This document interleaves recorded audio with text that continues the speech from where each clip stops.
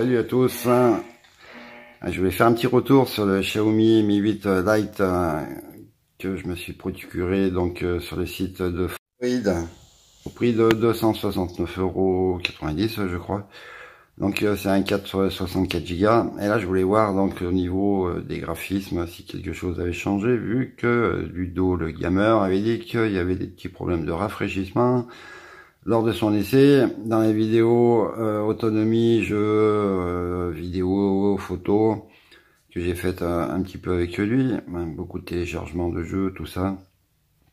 Donc là, bon, c'était juste pour voir un peu des graphismes. Je vois que c'est encore un petit peu palichon. Bon, ce n'est pas grave. Bon, je ne sais pas jouer à ce jeu, donc je ne vais pas aller plus loin. Et puis on est là pour parler du téléphone. Donc je vais vous faire un petit retour ce qu'il y avait dans la boîte. Donc des écouteurs, que c'est obligatoire, un câble USB-C, un chargeur 5 volts 2 ampères qui permet de recharger le téléphone en 30 minutes. J'ai rechargé 44%, parce que j'étais à 10% quand j'ai rechargé. Donc voilà, en 30 minutes il m'a rechargé 44%. Et en 57 minutes, 90%, hein, donc comptez une bonne heure hein, pour recharger le téléphone de 0 à 100. Voilà, donc j'ai dit les écouteurs, le câble USB, le chargeur, c'est fait. On retrouve à l'intérieur aussi une coque, une jolie coque en silicone que j'ai pas voulu déballer, j'en ai acheté une autre. La garantie, le guide de démarrage.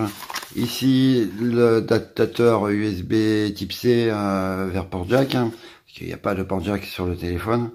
Et l'extracteur pour extracter des cartes SIM. Il n'y a pas de souci. Donc c'est tout bon pour la boîte. Donc on va aller voir aussi les caractéristiques. J'ai été voir chez donc la fiche technique chez Fondroid. Donc il présente un écran Full HD IPS LCD, Full HD+, voilà, de 1080 par 2280, c'est le ratio 19/9. Pour les dimensions de ce téléphone, il fait 156,4 par 75,8 de large sur 7,5 mm d'épaisseur, donc il est pas bien épais. 169 grammes, c'est pas mal. Voilà pour l'écran. Donc on retrouve le bouton volume plus moins, le bouton power, la double nano SIM ou une nano SIM SD, le haut-parleur, le port USB type C, le micro. Donc pas de jack, voilà, deux petites antennes en haut, en bas et en haut, et un petit micro de réduction ici. Pour ce qui est de l'appareil photo, on se retrouve avec une dual Sony IMX 363 de 12 millions de pixels qui ouvre 1.9 et une Samsung de 5 mégapixels, c'est la S5K5 E8. Donc ça doit être une bonne caméra. Et pour l'appareil photo avant, une dual Sony IMX 576 de 25 millions de pixels qui ouvre à 2.0 pardon. Donc pour les caractéristiques de ce téléphone, voilà ce qui est dit. Il a le Bluetooth 5.0, il est compatible 4G, 4G+, moi j'avais eu la 4G+, avec Bouygues. Le Wi-Fi, ABG-NAC, pas de NFC. La batterie, j'ai dit 3350 mAh. Les dimensions, je les ai données, le poids aussi. Il y a le capteur d'empreinte au dos. Et donc oui, pas de NFC. Et la batterie qui sera peut-être un peu juste selon l'utilisation qu'on a. Quoique, je vous inviterai donc à aller voir la vidéo faite où Ludo apparaît dedans.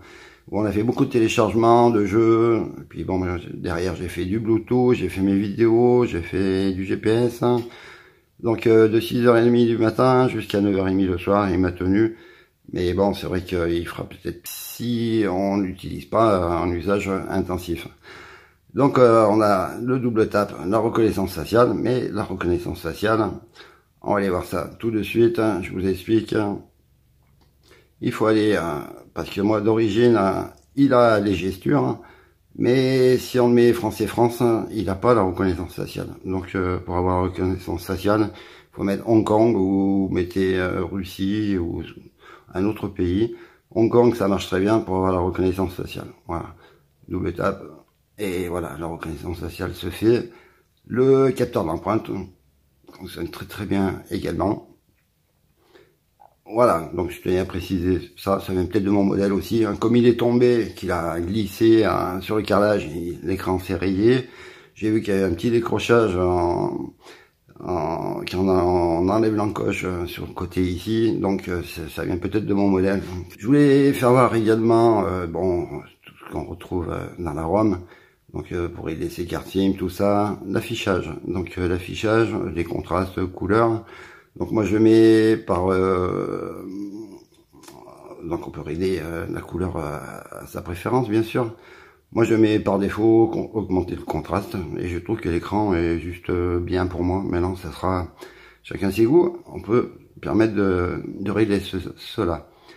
Donc le double tap activé ici, rotation, on peut également soulever le téléphone. On soulève le téléphone, ça nous reconnaît, ça déverrouille. Moi je n'aime pas trop parce que bon, quand on le prend il s'allume tout le temps. Bon, pour l'autonomie ça peut jouer. Maintenant, faire en fonction. On retrouve les fonds d'écran, les thèmes, hein, le son, vibration, tout ça. Donc l'affichage plein écran, voilà. On peut masquer l'encoche ici. Et donc moi j'ai un petit... Bon, normalement c'est arrondi dans ces angles-là. Et là, moi, c'est plus ou moins arrondi, donc je pense que ça vient de mon... qu'il soit tombé, que ça fait ce petit problème. Bon, je vais la laisser l'encoche pour les voir dans les vidéos, qu'est-ce que ça donne. Et donc, voilà. Donc, on peut mettre un second espace avec deux comptes, avoir deux téléphones dans le même. Après, la batterie, les performances, les paramètres supplémentaires, hein, donc... dans la région, confidentialité, tout ça, qu'on retrouve ici, le menu développeur que j'ai pas activé, et donc après les comptes, applications, les autorisations, et plein de petits paramètres bien sympathiques qu'on peut retrouver dans cette ROM de Xiaomi. Voilà, donc au niveau des captures d'écran que j'ai pu faire pour voir un petit peu les perfs de ce téléphone, hein, je fais l'Antutu bien sûr, 144 249 points, c'est bien. Donc bon, on voit qu'il y a des bons scores. Hein. Pour l'entrée moyenne gamme, hein, c'est ouais, plus entrée de gamme quand même. C'est pas mal. Il a bien les 10 touches dans les jeux, ça pose pas de problème. Le GPS qui fonctionne bien, hein, en 2 secondes, il m'en trouve 16 sur 22 à 3 mètres. Hein. Après en 0, le deuxième fixe, hein, 0 secondes, 18 sur 21 à 3 mètres. Hein. Après donc Geekbench, tout ça, bon je comprends pas bien à quoi ça correspond. Moi je me fie pas trop à ça, puis bon c'est pour le faire quoi. Voilà, en single core, multicore. Hein. Bon ça c'est des captures à moi. Là j'ai eu un petit coup de mou sur la batterie, donc je remets un coup, c'était bien reparti. Et donc il était bien passé sous Mi 810. Hein. Voilà, donc on va y faire un tour hein. Dans la ROM vite fait. Donc voilà, version d'Android 8.0, MIUI Global 10.0, donc c'est 10.0.3.0, voilà. Le Snapdragon 660 cadencé, alors c'est un octa-core, il a 4 cœurs cadencés à 2,2 GHz et 4 cœurs cadencés à 1,8, voilà. Donc celui-ci c'est un 428, il existe en... Non, c'est un 464, pardon. Il existe en 628. Il sera peut-être un peu plus cher. Et il existera dans une couleur, moi je l'ai pris noir parce que j'ai trouvé plus sobre pour moi. Et autrement, il existe dans une couleur bleue, flashy, avec des reflets et tout, là, vraiment joli. Bon, on peut faire beaucoup de choses dans cette ROM. Xiaomi est bien réputé pour ça. Donc des captures d'écran j'ai faites, on va aller voir dans l'appareil photo vite fait. Les photos, donc on a le mode AI HDR, hein, on peut activer, désactiver, mettre auto avec l'AI, l'enlever, après on a des filtres, bon on a plusieurs, plein de paramètres également dans ces paramètres photos je veux dire. donc HDR Auto. Moi j'ai tout laissé en automatique, hein. On peut faire embellissement pro, selfie de groupe, donc ça permettra d'être plusieurs sur la photo. Donc je les désactive. Redresser, si on prend une photo qu'on a un peu de travers, donc ça marchera, ça corrigera. On peut faire un titre chiffre, donc ça fait flou sur les bords et puis un rond net au milieu, un peu une espèce de bokeh. Et puis faire en haut et en bas flou, le net au milieu. Donc là, on n'a pas besoin. Un minuteur de 3 à 5 secondes. Les paramètres, j'ai oublié, non, c'est bon. Les paramètres, moi j'ai tout laissé donc en 4 tiers, hein, on peut mettre en 16/9. J'ai laissé en 4 tiers. Les anti-bandes noires, contraste, tout ça, saturation, j'ai tout laissé en normal. Maintenant, peut-être que quelqu'un qui s'y connaît un peu trouvera son bonheur à régler tout ça. Voilà, donc côté vidéo, il nous fera du slow motion et du timelapse, hein, avec de l'embellissement et de l'embellissement pro également. Dans les paramètres, on va pouvoir aller voir que bon, il y a le mode poche, c'est bien pour pas que ça s'allume. Stabilisation d'image. On peut filmer donc en 1080p 30 IPS, hein, 60 IPS et en 4K. Bon, 60 IPS, moi j'ai eu des problèmes de focus. Bon, je pense que ça vient par rapport à la chute du téléphone, comme il est tombé et qu'il s'est rayé là. Pour ça que j'ai mis un protège-écran pour essayer d'arranger ça. Bon, les poussières se sont invitées quand j'ai posé le protège-écran parce que le téléphone est statique, hein, mais alors très très statique. Il prend les traces de l'eau. Et donc bon, ça fait un peu dégueulasse, mais bon, en attendant, ouais, c'est comme ça, c'est pas mal. Donc j'étais dans les paramètres, je fais une vidéo du coup. Waouh, je vais aller vite et puis donc vidéo, j'ai miroir, machin, tout ça, Full HD, 30 IPS, j'en étais là, ouais, 4K, 30 IPS. Vous allez voir le test, donc avec Ludo, là, dans l'autonomie, vidéo, jeu, tout ça. Vous verrez que de nuit, bah, c'est pas terrible les photos. En 60 IPS, c'est pas net non plus, en 4K, c'est pas bon du tout. Donc il y a la vidéo courte, donc je sais pas quoi ça sert, hein, ça dure 10 secondes. Bon, ça mérite d'être là. Et mode portrait, carré, panorama, hein, j'ai essayé, ça marche bien. Et mode manuel, qui permet de régler les ISO, tout ça. Donc voilà pour la partie photo. Vous voulez aller voir, c'était au niveau de la vidéo. Essayez de vous mettre un truc vite fait sur ma chaîne pour voir les différences. Par exemple, on va prendre celle-ci. Les petites lacunes que je rencontre sur l'écran.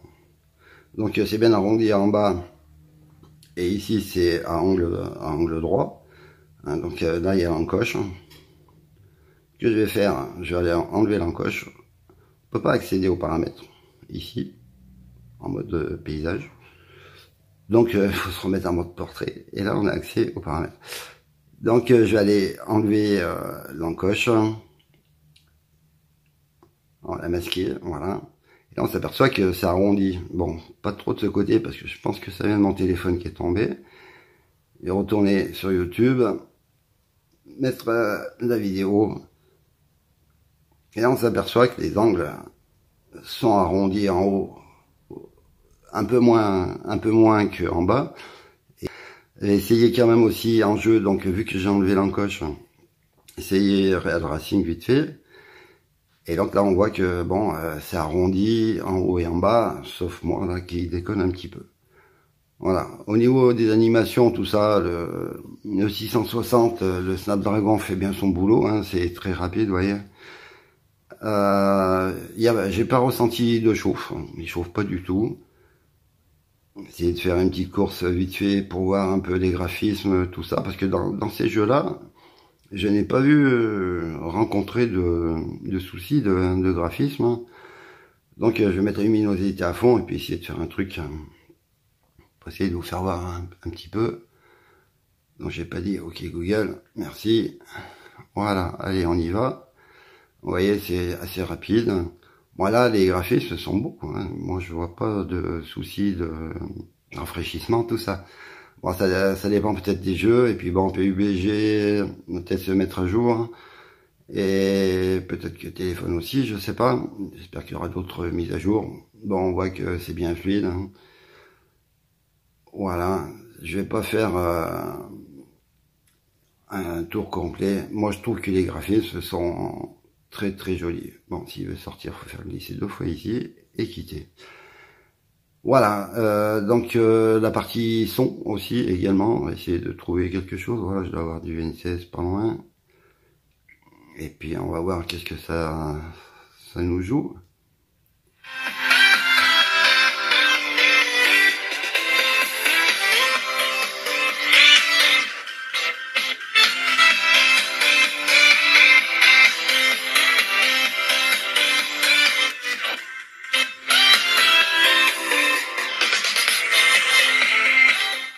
Moi, je trouve que c'est pas mal, hein. C'est pas stéréo, d'accord, c'est pas criard, c'est correct, hein.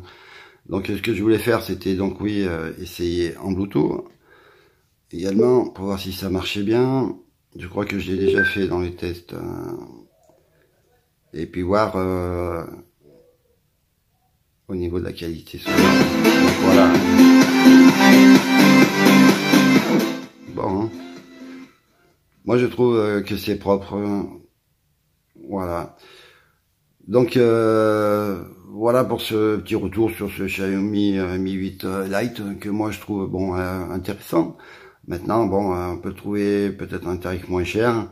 Je pense que ce sera équivalent d'un téléphone avec une marque qu'on connaît un peu mieux, mais il fera tout aussi bien le boulot pour un jeune ou je sais pas, quelqu'un qui a pas trop l'utilité d'un téléphone, hein, qui a besoin de faire des gros scores et des vidéos, des photos de malades. Donc je pense que ça peut être intéressant.